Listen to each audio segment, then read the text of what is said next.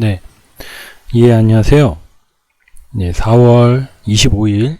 예, 벌써, 4월 달의 마지막, 주가 됐네요. 그래서, 이제 한 주 남았는데, 잘 마무리하는 그런 단계가 됐으면 좋겠습니다. 일단, 지금 우리 코스피랑 코스닥 시장을 먼저, 지켜보겠습니다. 지금 보시면, 코스닥을 지금 보시면은, 상당히, 보시면 어떻습니까? 상당히 좋죠. 이 빨간색, 이 골든 크로스가 나고 빨간색으로 계속해서 강하게 올라가고 있고요. 그리고 여기에 대한 이격도도 점차적으로 계속 유지를 해주고 있는. 그래서 여기에 대한 매물벽이 굉장히 좋다. 이렇게 굉장히 좋아요. 그래서 상승의 트렌드를 계속 타고 있습니다. 이렇게 상승의 트렌드를 타고 있는데 문제는 뭐냐면 이제 5월 3일날, 예, 5월 3일이면 이제 거의 다음 주 한 2주 정도 남았죠. 그래서 이제 공매도에 대한 부분이 이제 재개가 됩니다. 재개. 네. 그래서 이 부분이 재개가 되는데 거의 대형주가 이제 타겟이 됩니다. 대형주가 타겟이 되는데 이 대형주가 다 그런 공매도냐? 뭐 그런 건 아니죠. 예, 대형주가 다 공매도에 들어가는 건 아니지만 타겟이 될 수 있다. 그러면 우리는 중소형주를 봐야 돼요. 네, 이게 더 안전하겠죠. 예, 그래서 이런 개념을 보시면은 아무래도 코스닥이 훨씬 더 유리합니다. 네, 이런 시황적 분석으로 봤을 때는 코스닥이 훨씬 더 유리한 게 사실입니다. 그러면 지금 보시면은 이 코스닥이 지금 어떻습니까? 여기서 한번 지지를 받고 여기서 두 번째 투터치, 예, 지지를 2번 받았어요. 예, 이거를 이제 기술적으로는 쌍바닥을 찍었다. 이렇게 좀 말씀을 드릴 수가 있습니다. 그러나 엘리어트 파동으로 보면은 1파, 2파, 3파, 4파, 이제 5파의 진행이에요. 이 5파의 진행인데 얘가 올라는 가지만 여기서 계속 여기도 이렇게 조정을 받죠. 이렇게 조정을, 네, 이렇게 해서 갈 겁니다. 그래서 저는 한 21선이 안 깨진다면 이 5파는 조금 길게 갈 수도 있다. 예, 5파 상승 5파는 길게 좀 갈 수 있다. 예, 요거는 코스닥에만 해당이 되는 내용이에요. 일단은. 네, 그러면은 코스피도 우리가 한번 보도록 하겠습니다. 네, 지금 코스피의 모습인데요. 코스피는 얘도 마찬가지죠. 계속해서 이렇게 상승 트렌드를 만들어주면서 올라왔는데 문제는 지금 3266을 최고점으로 하단은 2000, 거의 뭐 3000이죠. 예, 3000. 그래서 이 밴드를 지금 박스권을 만들어주고 있습니다. 이렇게. 이 박스권 안에서 움직이고 있어요. 다만 이제 지금 우리가 단정 지을 수는 없지만 이 21선이 아직 깨지지 않고 지지를 받았습니다. 지지를 받았기 때문에 얘도 일단은 우상향으로 일단 봐야 되는데 문제는 이 전고점에 대한 문제가 있어요. 여기에 대한 문제. 그리고 현재 수급 상태도 계속해서 이렇게 지금 개인만, 이 아래가 개인이거든요. 개인만 사고 있다는 거죠. 이렇게 개인만. 그래서 이 양매도가 기관 그리고 외국인 이렇게 지금 되어 있는데 기관은 정말 가혹할 정도로 계속 매도만 하고 있습니다. 진짜 연일 매도만 이렇게 계속 하고 있기 때문에 정말 살 생각이 없는 것 같아요. 이 두려워하는 것인지 뭐 어떤 것인지는 모르지만 제가 볼 때 두려워하는 것 같아요. 이 3000에 대한 한 번도 가보지 않은 영역을 두려워하고 있는데 이 개인 동학 세력들에 의해서 지금까지 유지가 되어 온 거예요. 여기를.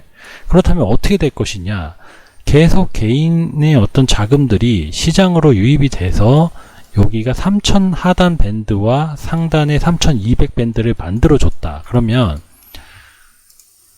예를 들어 이런 겁니다. 이렇게 바닥을 공고하게 만들어 주는 거예요. 이렇게 바닥을, 이 밴드를 이 동학군들의 어떤 그 자금으로 바닥을 이렇게 단단하게 만들어주고 있는 겁니다. 근데 이거를 어느 날 이렇게 장대 양봉으로 이 상단을 이렇게 돌파를 하고 마감을 한다면, 그러면 이제 여기서부터 새로운 시세가 나오거든요. 그래서 이 박스권 이론이라고 하여 굉장히 유명합니다. 이게 그 유럽의 이탈리아의 그 무용수 있죠. 네, 그 사람이 만든 이론인데, 이 박스권을 돌파를 해주면 그 위에 시세를 또 나오게 된다라는 이론이에요. 근데 이제 제가 한 가지 걱정하는 건 뭐냐면, 지금 이 모습이 어찌 보면은 뭐 되게 지금 보면 좋아 보일 수 있어요. 이렇게 보면 좋아 보일 수도 있어요. 바로 뚫을 것 같고 20선 지지받고. 그러나 주가는 이렇게 또 쉽게 또 가지만은 않습니다. 지금 현재 모습도 제가 볼 때는 이렇게 봉우리가 쌍봉의 모습도 보여지기 때문에 이 부분이 가장 제가 우려하는 부분이에요. 그리고 여기는 공매도라는 이슈가 또 있습니다. 그렇기 때문에 그냥 가기보다는 이렇게 좀 더 박스권을 만들어주는, 박스권을 더 만들어줄 수 있는 그런 상황이 나올 것 같아요. 그래서 코스피 대형주는 조금 더 박스권에 갇혀 있지 않을까라는 게 저의 생각이고요. 네, 대신에 중소형주로 좀 약간 하자. 중소형주 코스닥을 좀 하자. 네, 테마나 뭐 이런 쪽으로 좀 하자라는 게 일단 제가 보는 한 4월, 5월, 6월 정도의 어떤 모습입니다. 이 정도로 시황을 좀 보시면 될 것 같고요. 네, 그럼 다음 종목에 대해서 좀 설명해 보겠습니다. 네, 지금 이번 주에 우리가 카페24를 종목 교체를 제가 얘기를 일단 드렸어요. 그래서 그거에 대한 설명을 좀 드리고 왜 그렇게 했는지 좀 설명을 드려보겠습니다. 일단은 현재 시장에서 상당히 조금 소외가 돼가고 있습니다. 이 카페24가 무증과 이런 이후에 여기 또 매물이 많이 쌓여 있어요. 이렇게 여기 많은 사람들이 무증 물량과 이런 것들이 좀 쌓여 있기 때문에 이거를 좀 소화하는 과정이 좀 필요한데 좀 약해요. 너무 지금 거래량도 상당히 약하고 이 정도는 나와줘야 되는데 지금 거래량이 너무 약하거든요. 그래서 뭐 세력이 있고 없고 그런 문제가 아니라 좀 시장에서 소외됐다. 좀 이런 부분이 좀 아쉬워요. 하지만 저는 좀 제가 볼 때는 이 부분을 기다렸습니다. 이 추세선을 그어보니 여기서 얘가 여기를 돌파를 하고 여기서 좀 움직여 준다면 시세가 한번 다시 나올 수가 있습니다. 이렇게 시세가 시세가 나오지만 그래도 매물이 많이 쌓여 있기 때문에 이쪽 부분에 오면은 아마 매도 물량이 쏟아질 수가 있어요. 네, 그래서 일단은 카페24는 좀 종목을 교체하는 쪽으로, 네, 얘는 나중에 좀 시간이 흐른 뒤에 어느 정도 거래량이 붙고 좀 시장 이슈가 생길 때 해도 늦지 않을 것 같아요. 그래서 지금은 지금 시장에 대한 부분도 좀 있고 해서 현금을 좀 가져가면서 종목을 지금 가지고 있는 종목도 좀 줄여 나가는 그런 전략을 위해서 일단 카페24를 먼저 말씀을 드렸습니다. 네. 네. 이어서 넥슨 GT에 대해서 좀 설명을 하겠습니다. 자, 넥슨 GT도 사실은 굉장히 지루했어요. 이렇게 이렇게 하락 N자를 만들어 주고 여기 지금 최저 방어선인 242선을 지지를 일단 받아는 줬습니다. 받아주면서 저점 올리고 그 다음에 얘는 수급 자체가 외인의 어떤 수급이 상당히 많이 올라가고 있어요. 그래서 저는 지금 좀 걱정을 했지만 다행스럽게 올라왔고 안착을 했고 그럼 여기서 이제 이 새로운 박스권을 만들어 준 다음에 여기서의 돌파 흐름이 중요한데 여기서 대량 거래가 그러니까 대량적인 거래가 좀 솟으면서 올라가지 않는다면 이거는 휩소로 좀 보여진다고 저는 판단하고요. 그래서 얘 역시도 뭐 여기가 한 16,500원 정도가 최고 저항선이 될 것 같은데 한 여기 갭이 열려 있는 이 16,000원하고 16,500원 사이에서 전량 차익 실현을 합니다. 네. 그래서 얘도 현금화로 확보를 좀 전환을 하도록 하겠습니다. 그래서 넥슨 GT 지금 현재 게임주들이 대장주 NC 같은 경우가 좀 보면은 이제 조금 시세를 너무 많이 다 했고 좀 가격 조정을 좀 받을 수도 있을 것 같아요. 그렇다면 게임주 전반적으로도 조금 조정을 좀 받을 수 있다. 물론 다는 아닙니다. 게임주가 워낙 많기 때문에 선별적이긴 하지만 일단은 얘는 뭐 실적이 그닥 그렇게 좋은 건 아니에요. 네, 실적이 좋은 게 아니라 오로지 그 M&A 이슈에 대한 테마였는데, 여기서 이제 얼마만큼 얘가 강한 상승을 보여주냐에 따라서 추후의 모습을 좀 봐야 됩니다. 그래서 일단은 얘 역시도 여기 이 갭이 열려 있죠. 그래서 이 갭 이론으로 보면은 갭은 메꾼다라는 게 기본적이에요. 메꾼다. 네, 갭을 메꾼다라는 거예요. 그래서 세력들이 여기다가 이렇게 장치를 만들어 놓고 내려와서 이렇게 해가지고 치는데 아마 이 갭 부근에서 매도가 나오지 않을까. 그래서 매도가 나오면 이제 본인들의 물량들을 좀 일부 차익을 하겠죠. 좀 줄이던가 뭐 그런 일이 있을 것 같아요. 그래서 저는 넥슨GT도 그런 전략으로 정리한다라고 분명히 말씀드리겠습니다. 네, 그럼 다음 종목도 보겠습니다. 자, 지금 현재 로보티즈를 지금 갖고 있습니다. 지금 로보티즈가 차트가 상당히 좋아요. 그래서 이게 왜 좋냐? 지금 보시면은 이렇게 장대로 만들어 놓고 거래량도 만들어 줬어요. 그리고 또 하나 여기도 장대 만들고 거래량이 있습니다. 그러니까 간헐적이긴 하지만 거래량이 쌓여간다는 게 중요하고, 그 다음에 여기서는 뭐 아직 뭐 물량이 엄청 크진 않지만 이렇게 기관들도 외인들도 이렇게 3박자 다 같이 수급이 좀 골고루 들어오고 있어요. 그래서 재료를 좀 보자면은 얘는 배민, 네, 배민, 예, 배달의 민족의 그 로봇, 그 서빙하는 로봇을 이제 공동 개발을 한다라는 게 있고, 지금 로보티즈는 LG전자에 한 10% 정도 내외의 어떤 투자가 되어 있습니다. 그래서 지분이 있어요. 그래서 LG전자의 흐름에 따라서 얘도 움직임이 좀 왔다 갔다 합니다. 물론 제가 저번에 말씀드렸던 로보스타 같은 경우가 대장이에요. 왜냐하면 20%의 지분이 되어 있기 때문에 얘가 움직임도 좀 더 클 수 있어요. 하지만 차트의 흐름상으로 봤을 때는 로보티즈가 좀 더 안정적인 흐름을 좀 보여주고 있다라고 보여지고, 현재 60일선을 맞았기 때문에 여기서 이 박스권을 그려준다면 얘도 조만간 1, 2주 안에 여길 돌파하는 흐름이 나올 거예요. 그러면 얘는 시세가 저는 조금 크게 보여집니다. 그래서 얘는 제가 장중 코멘트로 좀 컨트롤 할 건데 뭐 짧게 먹진 않을 것 같아요. 그래서 앞전에 카페24나 뭐 넥슨GT가 우리가 이제 정리를 해야 되는 상황이라면 로보티즈는 조금 더 중기 스윙으로 좀 가져가서 수익을 좀 볼 수 있는 그런 흐름을 좀 만들 생각이고요. 만약에 장세 영향에 따라서 얘가 이 박스권을 깨고 내려온다면 아마도 이 하단부에서 지지를 받아줄 거예요. 그럼 여기서 2차 매수를 들어갈 예정입니다. 2차 매수를 들어가고 다시 시간이 지나면 이쪽으로 올라올 거라고 저는 봐요. 왜냐?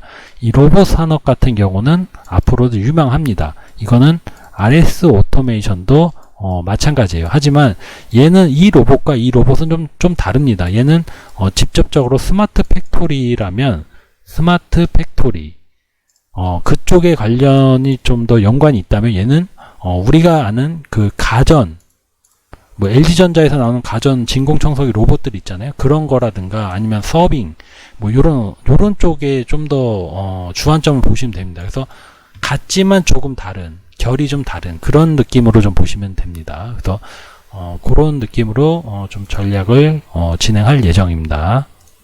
네, 그리고 이제 유화증권을 좀 우리가 들고 있는데, 증권주를 갖고 있는 이유는 현재 그 지수가 지금 코스닥이 1000을 돌파했고요. 그 다음에 코스피는 3000대를 이미 뭐 3100 이상에서 지금 놀고 있습니다. 지수가 좋기 때문에 전통적으로는 증권주들이 좋아요. 그리고 얘는 유화증권 같은 경우는 파평윤씨라고 해서 윤석열 관련주로도 나뉩니다. 그래서 이렇게도 좀 재료가 묶여 있어요. 지금 보시면은 기관들이 계속 물량을 내놓고 있는데 이 물량은 기타금융입니다. 기타금융. 그래서 우려할 만한 그런 내용이 아니라 어떤 얘네들과 어떤 조인되어 있던 그런 물량이 나오는 것 같아요. 그냥 그렇게 중요하지 않은 물량인데 얘네들 물량을 크게 나왔죠. 그리고 줄어들고 있습니다. 점점 줄어들고 있어요. 이제 물량이 나올 만큼 다 나왔다. 즉 이거를 다 소화한다면 얘는 강력한 시세를 낼 수 있다 라고 저는 보고 있습니다. 그래서 얘도 유화증권 같은 경우는 제가 코드방에서 별도로 지령을 내려 드릴 겁니다.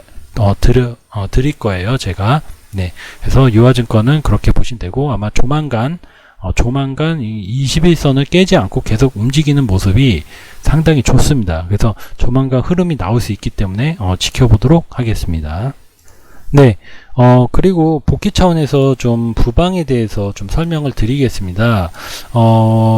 좀 아쉽네요. 이게 우리가 그때 여기서 한번 들어갔다가, 여기 어디서 들어갔다가, 추가 매수를 한 다음에 좀 시간이 좀 걸렸지만, 돌파하면서 여기다가 우리가 매도를 했습니다. 근데 지금 한 분이 매도를 못했죠. 네. 그래서, 이게 좀 매도를 해야 되는데, 이게 이제 우리가 저 같은 경우는 분봉상 보고 있거든요. 그래서 여기서 얘네들이 이제 매도 물량이 나올 때 좀 보이는 신호가 있어요. 그래서 그걸 보고 제가 사인을 드리는 건데 좀 목표가를 좀 뚫고 한번 찔러줄 줄 알았는데 거길 못 갔어요. 그래서 제가 여기서 매도를 분할로 막 얘기를 드렸던 거예요.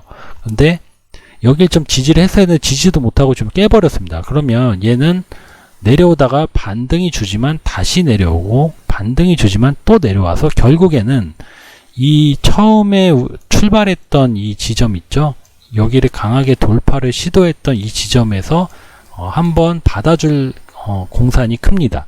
그렇기 때문에 지금 가지고 계신 분은 이 부분, 이 3,000원 초반 부근에서 추가 매수를 좀 통해서 원래는 전 추가 매수 이렇게 안 하거든요. 그냥 여기서 손절을 하거나 그냥 익절을 하거나 잘라내야 되는데 이렇게 된 이상 어쩔 수 없죠. 네, 아니면 저는 이게 반등 나올 때 그냥 여기서 매도를 하는 게 더 낫다고 봅니다. 매도를 하고 얘가 3,100원 내려온다면 그때 다시 공략을 해서 복수를 한다거나 이런 식으로 해야지. 이게 이제 비중이 뭐 작다고 하시니까 제가 일단 그렇게 하는데 비중이 좀 있으면요 여기서 이 물타기가 해도 이게 안 먹혀요. 그래서 뭐 평단이 만약 여기다. 근데 내가 여기서 살 거다. 추가 매수를. 그러면 자 여기서 1차 매수를 여기서 했는데 2차 매수를 내가 여기서 하면 평단이 이렇게 반으로 나뉘겠죠. 그래서 보통 이런 경우에는 요거의 2배를 타야 돼요. 2배.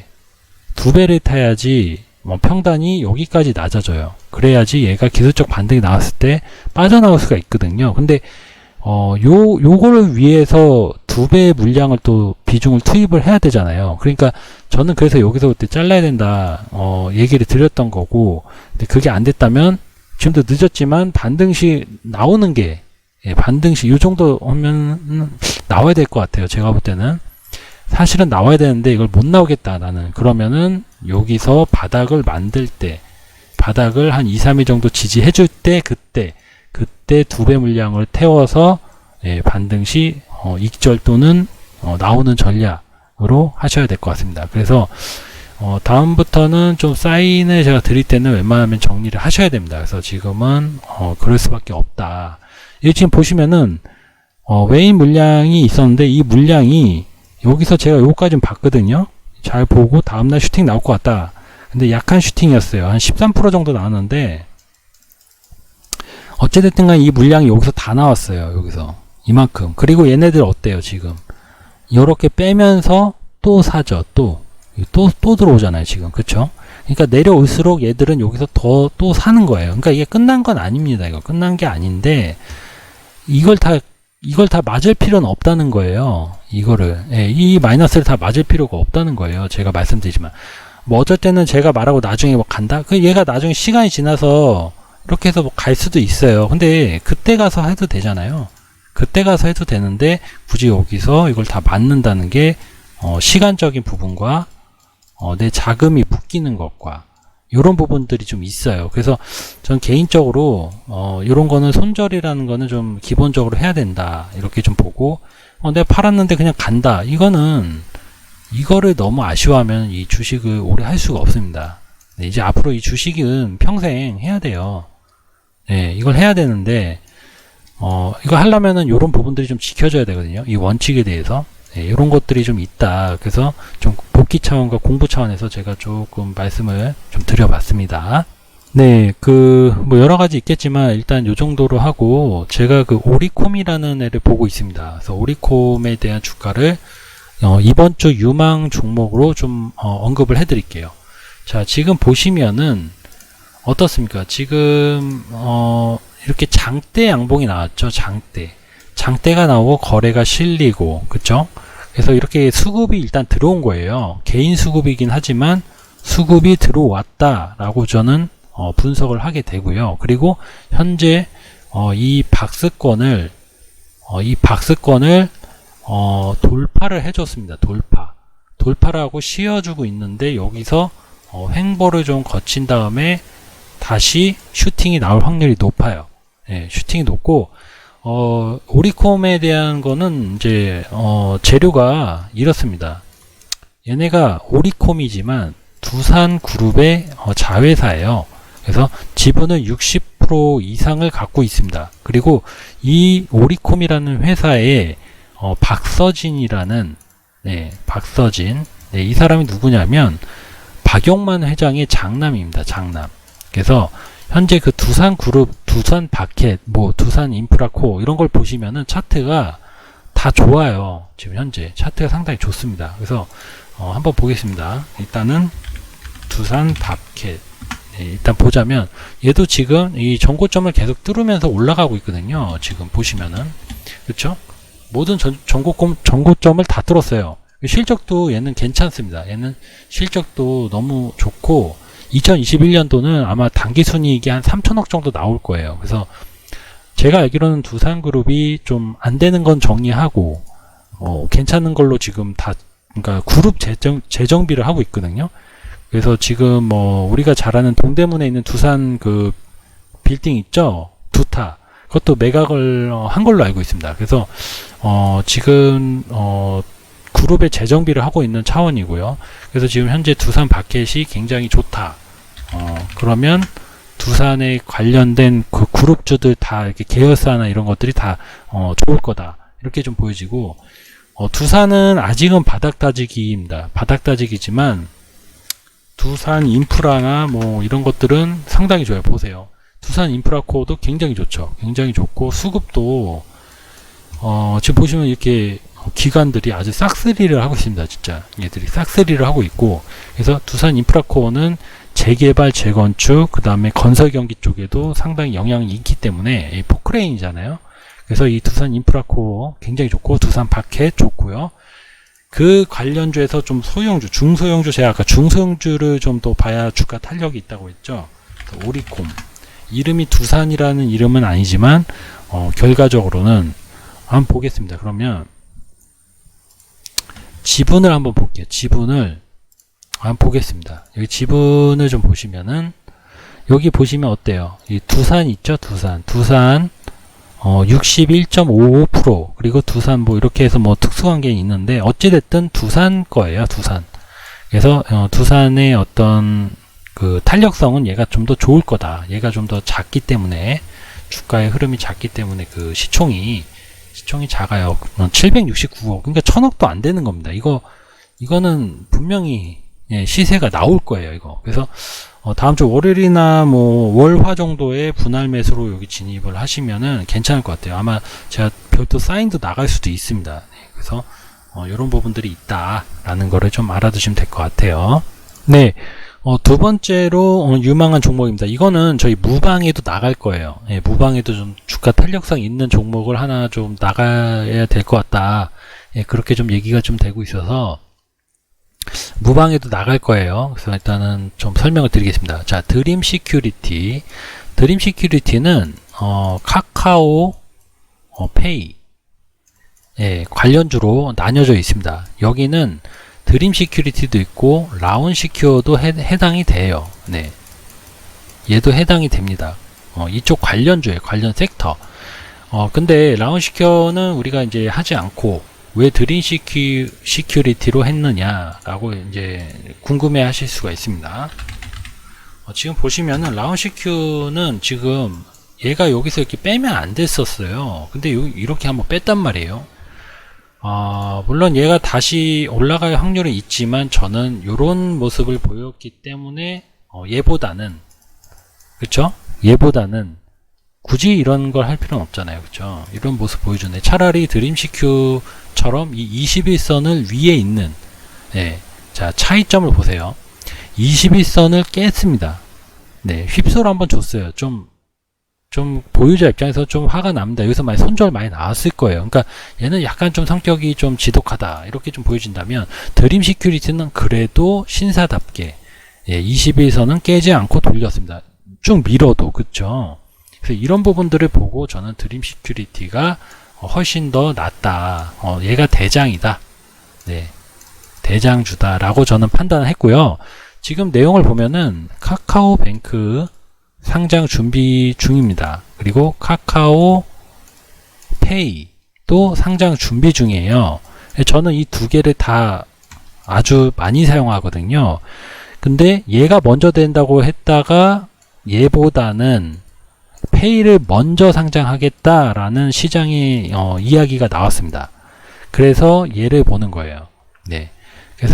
그래서 얘를 보는 거예요. 그냥 다른 게 없습니다. 그래서 드림 시큐리티를 이번 주 유망주로 좀 보고요. 저는 이 박스권 이론, 네, 여기서 매수를 하시면 최대한 밑에서 사신 게 좋겠죠. 네, 그래서 매수를 하시는 게 좋다. 예, 요 박스권 안 깨지면 여기가 손절 라인입니다. 손절가 이자 매수가가 되는 거예요. 그래서 얘는 한 일주일 정도, 예, 일주일 정도 흐름 보면은 답이 나올 거예요. 예, 답이 어느 정도 나올 거예요. 그래서 이번 주에 아마 좀 괜찮은 종목으로 드림 시큐리티까지 설명을 드렸습니다. 네, 그래서 지금 시장은 이제 아직 공매도가 어떻게 해서 어떤 영향을 줄지 아직 모릅니다. 그걸 모르지만 예상을 하는 거예요. 예상. 그 예상이기 때문에 웬만하면 중소형주, 그래서 제가 아까 시총이 좀 작아도 뭐 700억 하지만 두산의 그룹 계열, 그 드림 시큐리티도 소형주죠. 이런 식으로 제가 보는 거거든요. 그리고 유화증권도 1,500억 정도로 중소형주예요. 이름도 이렇게 뭐 유명하지 않지만 회사 자체가 유보금도 1,800억 정도 있거든요. 그래서 뭐 회사가 뭐 정말 돈도 없고 그런 회사는 아닙니다. 그래서 보유하고 계셔도 분명히 시세를 줄 거기 때문에 일단은 기다리는 전략으로 취하도록 하겠습니다. 네. 그리고 이제 시장이 4월이 이제 이번 주가 끝이에요. 그래서 5월 달에 또 새로운 준비를 해야 되기 때문에 거기에 맞는 준비를 하기 위해서는 현금 보유도 좀 필요합니다. 그래야 또 살 수가 있잖아요. 그래서 어느 정도 아까 카페 입사나 이런 거 정리 안 되신 분 있으면 월요일날 좀 흐름을 봐야 되지만 정리를 좀 큰 손실이 아니라면 정리해 나가면서 현금 확보를 해 두신다면 5월달에 또 새로운 주도주 이런 것들이 나올 겁니다. 지금 시장에 주도주가 없어요. 4월달은 좀 특별히 뭐 어떤 중심주 주도주가 없었던 것 같아요. 크게. 그래서 아마 5월달에는 좀 그런 것들이 나오게 되면 공격적으로 좀 할 거니까 그런 식으로 하기 위해서는 좀 현금을 어느 정도는 좀 한번 가지고 있어 보자 라는 게 저의 어떤 코멘트입니다. 네, 그럼 주말 잘 보내시고요. 저는 월요일날 다시 찾아뵙도록 하겠습니다. 네, 감사합니다.